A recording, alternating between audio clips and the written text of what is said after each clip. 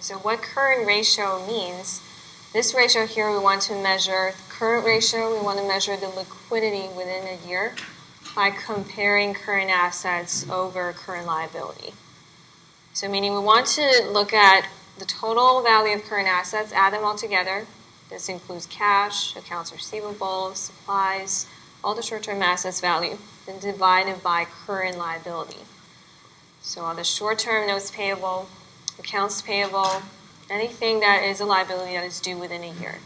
So what this is trying to represent is per dollar of current liability, how much current asset does a business have to cover this liability, to pay off this liability that is coming up, that will be due within a year of time.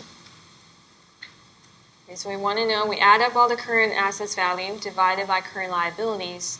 If this ratio turned out to be somewhere around 1.5, above this will be considered very strong. So 1.5 will represent, for every dollar of liability, you have $1.05 of current asset that you will be able to use this current asset to pay off the liability. Okay, remember, liability is either paying off by cash or other types of current assets in exchange to pay back the money that you borrowed or that you haven't paid back. Right? Current ratio of just 1 would be considered pretty low and risky, because that would represent for every dollar of current liability, you only have $1 of current asset to cover that. So after covering it, meaning you don't have too much left.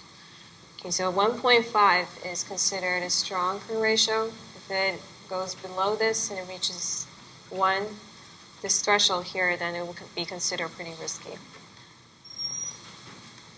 So meaning company would prefer a high current ratio. The higher this amount is, the better off this indicator represents. Having plenty of current assets to pay off its current liability.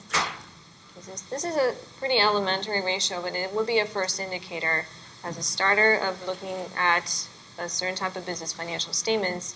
You can evaluate and get a sense of the liquidity of the assets.